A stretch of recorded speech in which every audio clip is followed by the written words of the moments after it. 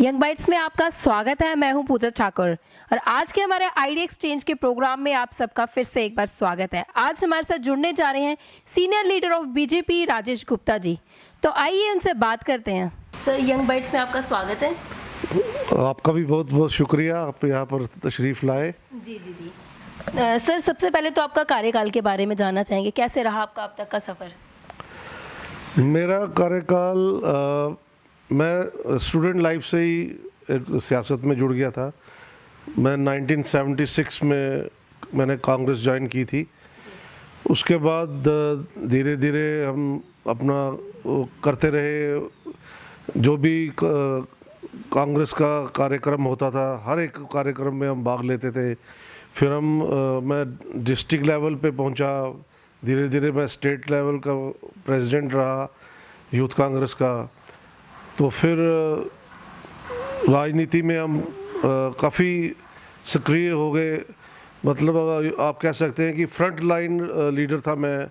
अब मैं अपने कार्यकर्ती जो की है वो अगर बताना शुरू करूं तो बहुत लंबी फहरिस्त हो जाती है।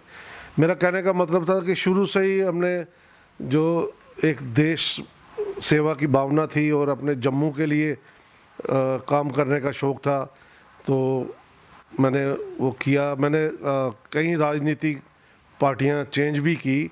मुझे अक्सर ये पूछा जाता है कि आप पार्टीज़ बहुत बदलते हो। मेरा एक ही जवाब होता है कि मेरा पार्टी से कोई लेना देना नहीं है। अगर पार्टी सही काम करे और लोगों को साथ दे, जम्मू का साथ दे, तो वो मुझे ठीक लगता है। अदरवाइज़ मैं टू बी वेरी ऑनेस्ट, मैंने कांग्रेस के बाद बीएसपी भी ज्वाइन की थी। फिर मैंने एनसीपी भी ज्वाइन की और उसके बाद अब मैंने 4 साल हुए हैं बीजेपी ज्वाइन की हुई है। कुल मिला के मेरा 35-36 साल का जो अपना राजनीतिक रहा है मेरा एक्सपीरियंस, तो उसमें मैंने हमेशा सच्चाई की जंग लड़ी है और कभी मैंने चमचागिरी, यू कैन से साइकोफेंसी में बिलीव नहीं किया। मैं हमेशा I can call a spade. जो सच्चा है वो सच है। इसलिए कुछ लोग मुझे इस चीज़ के लिए पसंद नहीं किया कांग्रेस में भी। अब मैं उनके नाम नहीं लेना चाहता। काफ़ी बड़े बड़े नेता रहे हैं जिनके साथ मैं रहता था, लेकिन कुछ इस दुनिया से भी उठ गए हैं। लेकिन मेरी उनसे यही लड़ाई रही कि मैं सच को सच ही कहता था। राजनीति में रहते हुए भी ऐसे बड़े चंद लोग आपको मिलेंगे कि जो सच को सच कहेंगे, और ऐसे लोग मेरे जैसे और भी बहुत हैं हमारे जम्मू में। लेकिन उनको ना पब्लिक की तरफ से रिकग्निशन मिलती है और ना ही पार्टी की तरफ से, क्योंकि पार्टी उन्हीं लोगों को वो पसंद करती है जो उनकी क्या कहते हैं, चमचागिरी वगैरह करे, साइकोफेंसी करे। जिस तरह से आपने बताया कि कांग्रेस में आपने कांग्रेस पार्टी के साथ जब जुड़े थे कई सालों तक, तो आपके द्वारा क्या क्या कार्य किए गए थे उस दौरान? मैंने जो सबसे बड़ा कार्य किया वो है, मैंने 36 टाइम ब्लड डोनेट किया। I was the highest blood donor that time youth Congress time में। मेरे साथ उस वक्त रमन बल्ला भी थे, उनका भी सेम ही, उन्होंने भी काफ़ी ब्लड डोनेट किया था सेम रेशो में। तो और हमने बड़े सामाजिक कार्य किए, जैसे बाढ़ आई थी जम्मू में 91 में, शायद 89 में। तो उस वक्त भी हमने काफ़ी लोगों से चंदा इकट्ठा करके उन गरीब लोगों को जिनके परिवार बाढ़ पीड़ित हुए थे, उनको हमने कंबल और सामग्री खाने की वो बांटी थी। फिर एक बार गुजरात, महाराष्ट्र, लातूर में भी भूचाल से काफ़ी लोगों की हमने मदद की थी ऐसे चंदा इकट्ठा करके। और सोशल काम हमने बहुत किए हैं। तो बाकी 2008 में मैंने एक बार फिर कांग्रेस छोड़ दी थी जम्मू की खातिर। मैंने जंप किया इसमें, जो श्री अमरनाथ लैंड रो की एजिटेशन हुई थी, बम बम बोले से वो ज़्यादा जानी जाती है। तो उस दौरान मेरी बाजू भी टूटी थी। तो मुझे याद है उस वक्त होम मिनिस्टर आर पाटिल थे और वो आए थे वहाँ पर एक डेलीगेशन लेके। तो जब वो डेलीगेशन एक प्रेस कॉन्फ्रेंस कर रहा था, जब प्रेस कॉन्फ्रेंस ख़त्म हुई तो मैं होम मिनिस्टर साहब से मिला और उनसे रिक्वेस्ट की कि आप 2 मिनट मेरे साथ आइए, आप तो यहाँ जम्मू के लोगों का जायज़ा लेने आए हैं कि वो इस एजिटेशन में क्या चल रहा है। तो मैंने कहा आप एडजॉइनिंग एरिया में मेरे साथ चलें और देखें कि जम्मू के लोग एक बॉर्डर टाइप सिचुएशन में रह रहे हैं, हर जगह फेंसिंग की हुई है। तो उस वक्त होम मिनिस्टर के ये अल्फाज थे कि hell with you and hell with Jammu. तो उस बात को सुन के मुझे बहुत गुस्सा आया। मैंने कहा ये देखो, ये डबल स्टैंडर्ड के लोग अभी ये प्रेस कॉन्फ्रेंस में संवेदना प्रकट कर रहे थे जम्मू के लिए, और बाहर आते ही वो कह रहे हैं कि hell with Jammu and hell with you. तो मैंने उनकी गाड़ी रोक दी, अकेला था मैं, I was not prepare for that कि अभी ऐसा होने वाला है। तो मैं उस वक्त उनकी गाड़ी 10 मिनट रोकी, उनके सामने मैं नारे लगाता रहा कि शिवराज पाटिल हाय हाय, शिवराज पाटिल हाय हाय। सॉरी, मैंने पहले उनका नाम आर पाटिल बोल दिया, शिवराज पाटिल थे वो। तो शिवराज पाटिल हाय हाय उनके मुंह पे ही लगाता रहा, उनको आगे जाने नहीं दिया 10 मिनट। फिर उस वक्त जॉनी विलियम होते थे सिक्योरिटी के, उन्होंने मुझे हटाने की कोशिश की और कहा राजेश आप पीछे हट जाइए वरना हम आपको रेस्ट कर लेंगे। मैंने कहा okay you can do your job, I am doing my own job. मैं कैसे बर्दाश्त करूं कि जो बंदा as a home minister Jammu में आके दोगला व्यवहार कर रहा है। वो मेरा कहने का मतलब ये था कि मैंने जम्मू के लिए इतना वो जोश दिखाया, दम दिखाया, लेकिन अफसोस इस बात का है कि हमारे जम्मू के लोग तो हैं बहुत अच्छे, लेकिन उनमें पॉलिटिकल सोच की कमी है। उनको they are not political minded persons, they are busy with their own business.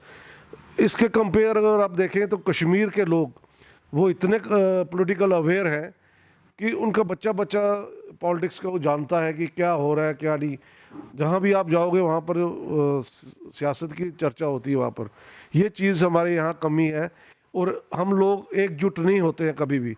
आप चाहे कोई भी जम्मू में ऑर्गेनाइजेशन बनाओ, चाहे वो किसी भी संस्था से जुड़ी हो, पॉलिटिकल हो, सोशल हो, कोई व्यापारियों की हो, लेकिन चंद दिन वो चलेगी, उसके बाद फिर आपके लेग पुलिंग हो जाती है। इस तरह से इस समय आप बीजेपी के सीनियर लीडर हैं, उस टाइम पे आप कांग्रेस के पार्टी के लीडर थे, तो उस दौरान पे आपका ऐसा कौन सा कार्य जो अधूरा रह गया था, आप बीजेपी में आके आपने जो उसे पूरा किया हो? देखिए पूजा जी, जो मैंने पहले भी कहा आपसे कि मेरा लक्ष्य सिर्फ देश सेवा था और जम्मू के लोगों का सेवा करना। तो पार्टी मेरे लिए उतनी देर ही होती है जब तक मैं देखता हूँ वो लीडर वाकई को जम्मू के लोगों के बारे में बोलते हैं कि आम जनता की कोई सुनता है, जहाँ ये जो वादे करते हैं इलेक्शन के दौरान उसके ऊपर ये खरे उतरते हैं कि नहीं। तो being a party worker, party leader, चाहे कांग्रेस हो चाहे बीजेपी हो, हर पार्टी में एक इनर पार्टी डेमोक्रेसी होती है। तो मैं उस इनर पार्टी डेमोक्रेसी को रखते हुए अब ये पिछले दिनों में अगर आपने नोटिस किया होगा तो मैं बेबाक बीजेपी के खिलाफ बोला था और उनके लीडरों को, उनके एमएलएस को, मिनिस्टर्स को, इवन कि उस वक्त जो थे डिप्टी सीएम निर्मल सिंह जी को भी मैंने नहीं बख्शा। और मैंने जब कुछ मसले यहाँ पर उजागर हुए थे ऐसे सीरियस, तो उस वक्त जम्मू को नेगलेक्ट किया जा रहा था। इन्होंने महबूबा के आगे बिल्कुल घुटने टेक दिए हुए हैं और ये कुछ भी नहीं बोलते। मैं अभी भी आज भी यही बात कह रहा हूँ, लेकिन फिर भी हर बंदे को थोड़ा सा चांस देना चाहिए। 3 साल तो हो गए इन्होंने पूरे, तो जम्मू के लिए इन्होंने कोई आवाज़ नहीं उठाई।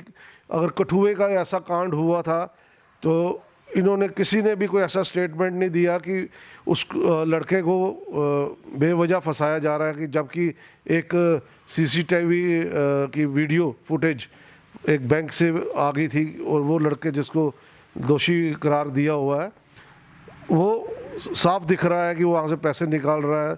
उसके लिए भी किसी ने ये नहीं बोला। सीबीआई इंक्वायरी की मांग नहीं कठुआ केस में इन्होंने की, ये महबूबा के आगे झुक गए। मतलब क्या है, इनको क्या चाहिए? पहले जम्मू होना चाहिए, बाद में आपको सियासत देखनी होती है। आपको क्या माना जो सीबीआई केस की इंक्वायरी के लिए देरी बढ़ती जा रही है, क्या कारण मानते हैं आप इसे देरी का? ये देरी मैंने जैसे आपको पहले कहा, ये कश्मीरी लीडरशिप के आगे बिल्कुल झुक गए हैं। और सेंटर भी पता नहीं कश्मीरी लीडरशिप को इतना खुश क्या करता है। मैं बेशक मुझे 36 ईयर्स हो गए हैं सियासत करते हुए, लेकिन जम्मू कश्मीर की सियासत में ये पॉइंट मुझे आज तक समझ नहीं आया कि दिल्ली वाले कश्मीरी लीडरशिप के आगे इतना क्यों झुक जाते हैं कि वो जो देश के खिलाफ नारे भी लगाते हैं, वो फिर भी उनके अगेंस्ट कोई एक्शन नहीं होता है। और हमारे जो आज तक बम बम बोले के लड़के बेचारे अभी तक वो केस भुगत रहे हैं, उनको नहीं छोड़ा और पत्थरबाजों को छोड़ दिया। ये बात भी मैंने उनको उठाई थी जब महबूबा ने पत्थरबाजों को छोड़ा। हमारा एक भी एमएलए बीजेपी का, एक भी लीडर उस वक्त नहीं बोला, उन्होंने जम्मू की आवाज़ को नहीं उठाया। जम्मू के साथ मैंने उनको कहा कि कल को जब आप दोबारा इलेक्शन आएगी, जब आप कैसे वोट मांगने जाओगे उनके पास, आप किस मुंह से जाओगे? ये चीज़ें मैं उनको, इसलिए मैं उनको नहीं बाता हूँ, क्यों सच बोलता हूँ, उनको मैं कैसे अच्छा लगूंगा। आज सुरेश रैना जी बने हैं वहाँ पर बीजेपी के नए प्रेसिडेंट, उनको मैं आपके माध्यम से मुबारकबाद देता हूँ। और मैं आशा करता हूँ कि जैसे वो युवा और बोल्ड हैं, वो शायद इस चीज़ को आगे लाएंगे और जम्मू के हक के लिए ज़रूर बोलेंगे। ये मैं जैसे कि गो बैक रोहिंग्यास को लेके आए दिन प्रोटेस्ट किए जा रहे हैं, आपका क्या विचार है उस पर कि कब तक ऐसा, जो रोहिंग्यास हमारे जम्मू प्रदेश में आके बस गए हैं, कब तक उनको निकाला जाएगा? ये मैं तो बिल्कुल इससे सहमत हूँ। मैंने भी इस के लिए बहुत बार आवाज़ उठाई है और मेरा एक न्यूज़पेपर भी है, उसके माध्यम से भी मैं बहुत इसके अगेंस्ट लिखता रहता हूँ। बहुत बार एजिटेशन में मैंने हिस्सा लिया और ख़ुद भी बोला इसके बारे में कि इनको फौरी तौर से यहाँ पर हटाया जाए। ये क्यों यहाँ पर बसाए जा रहे हैं? आप डेमोग्राफी चेंज करने का जो महबूबा का प्लान है, वो हम कभी भी सक्सेस नहीं होने देंगे। जी, जो भी दर्शक हमारे माध्यम से आपको देख रहे हैं, क्या मैसेज देना चाहेंगे आप उनको? मैं सभी दर्शकों को ये कहूँगा कि जम्मू के प्रति अपना प्रेम दिखाएं और एकजुट होने की कोशिश कीजिए। जब तक हम लोग जम्मू में एकजुट नहीं होंगे तो हम जम्मू को नहीं बचा सकते। हमारा जम्मू में एकता होना, जैसे उस वक्त हम एकत्रित हो गए थे बम बम बोले के दौरान, वैसा हमारा एक ही आवाज़ में लीडर, चाहे आप कोई भी चुन लीजिए, लेकिन एक आवाज़ पे जम्मू के लोग इकट्ठे होने चाहिए और जम्मू के लिए थोड़ा सा पॉलिटिकल थिंकिंग लाइए और ये सोचिए कि हम किस तरह से डेमोग्राफी चेंज करने वालों की साजिश को नाकाम कर सकते हैं। यह हम तभी कर सकते हैं जब आप एक हो जाएंगे। बाकी जो पॉलिटिकल मुद्दे हैं, आप किसी भी पार्टी से ताल्लुक़ रखो, लेकिन जम्मू के जब कोई इशू बनता है जम्मू के लिए, तो उस वक्त आप सबको इकट्ठे होने चाहिए। ये कश्मीर वालों से सबक सीखना चाहिए।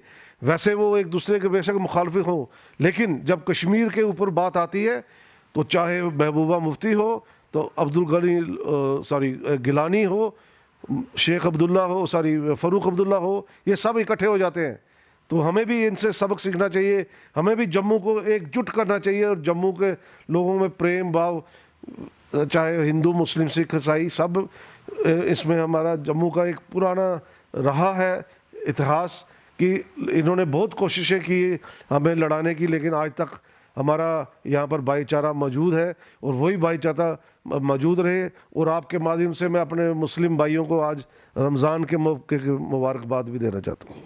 बहुत बहुत धन्यवाद। ये थे हमारे साथ BJP senior leader Rajesh Gupta ji. काफ़ी अच्छा मैसेज इन्होंने दिया। अगले हफ्ते फिर ऐसी किसी शख्सियत से फिर से आपको रूबरू करवाएंगे। तब तक के लिए देखते रहें इंपाइट्स। मुझे दीजिए वीडियो जर्नलिस्ट अभिषेक के साथ इजाज़त। नमस्कार।